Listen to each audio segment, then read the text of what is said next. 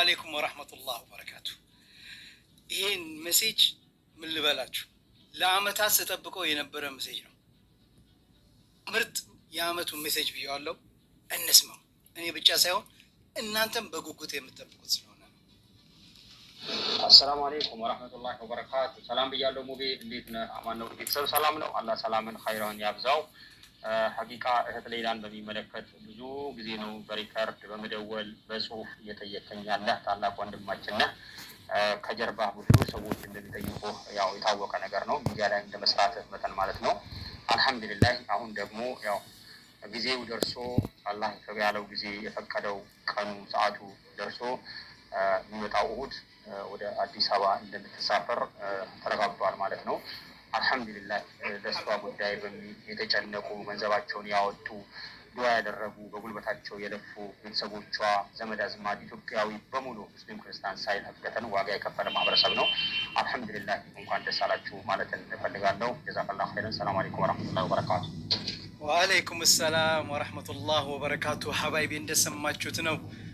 ይህን ሜሴጅ መቼም ለአመታት ስንጠብቅ ነበር። አልሐምዱሊላህ እንደሰማችሁት ነው። ኢንሻአላህ እሁድ ማታ ሌይላ ከሳውዲ ወደ ኢትዮጵያ ትበራለች። ሰኞ ጠዋት ሀገሯ ትገባለች። አላህ በሰላም ለሀገሯ ያብቃት። በጣም ነው ደስ ያለኝ ወላሂ። እኔ እንጃ ቃላት የለኝም። አልሐምዱሊላህ ማለት ነው። ኢንሻአላህ ደግሞ በሰላም ሀገሯ ገብታ ከቤተሰቦቿ ጋር ሆና የምናያት አላህ ያድርገን። እናንተም እንግዲህ ይህን ሰበር ዜና በጉጉት እንደምጠብቁት አውቃለሁ።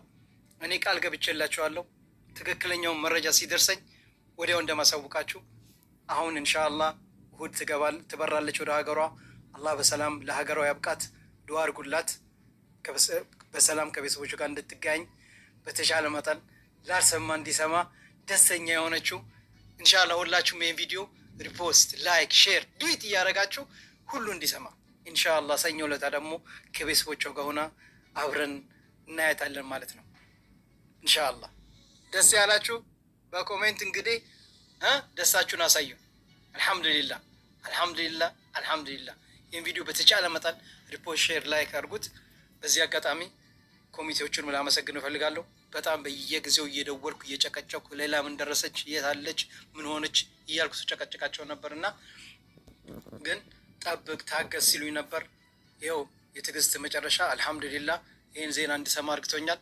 አላህ በሰላም ለሀገሯ ያብቃት። እንኳን ደስ አላችሁ፣ እንኳን ደስ አለን። ቪዲዮን ሼር አድርጉት። በቀጣይ እንገናኛለን ኢንሻአላህ። ሰላም አለይኩም። አሰላሙ አለይኩም ወራህመቱላሂ ወበረካቱሁ። ውድና የተከበራችሁ ተመልካቾቼ እንዴት ናችሁ? ዛሬ እንግዲህ ስለ ሌይላ ኑርሰቦ አዲስ ነገር እየተሰማ ነው።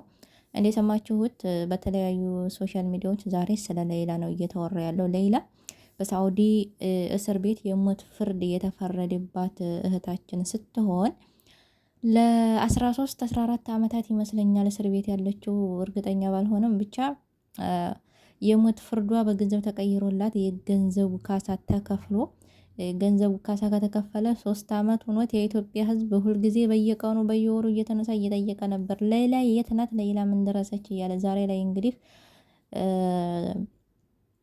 እሁድ ማታ ለሰኞ ጠዋት አዲስ አበባ እንድትገባ ያው ለእሁድ በረራ ለእሁድ እሁድ ለሰኞ እንደምትበር ፎርም እንደሞላችና ትኬት እንደተቆረጠላት ቤተሰቦቿ መረጃውን አጋርተዋል ማለት ነው። እንግዲህ አላህ እውነት ያድርገው ወላሂ ላዚም።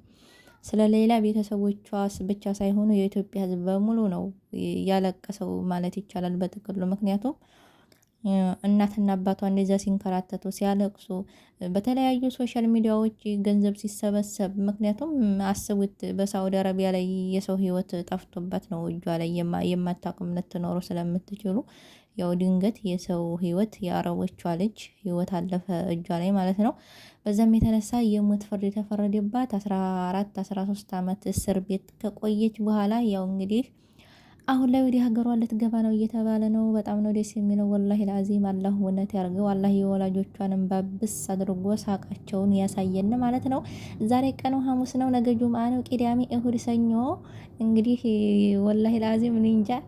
ሱብሃንአላህ አላህ ኸይር ያርገው። ብቻ ቤተሰቦቿ እንግዲህ በጉጉት እየጠበቋት ነው እላችኋለሁ ቤተሰብ እንዴት ነው ደስ አይልም? እንደዚህ አይነት ነገር አንዳንድ ጊዜ መጥፎ መጥፎ ነገር ብቻ ሳይሆን እንደዚህ መልካም መልካም ነገርም የምንሰማ ያድርገን። ኸይር ነገር፣ ጥሩ ጥሩ ነገር፣ ሰውን የሚያስደስት ነገር የምንሰማ ያድርገን ሁልጊዜ ማለት ነው። እና ቤተሰብ ይህንን ይመስላል ቪዲዮ።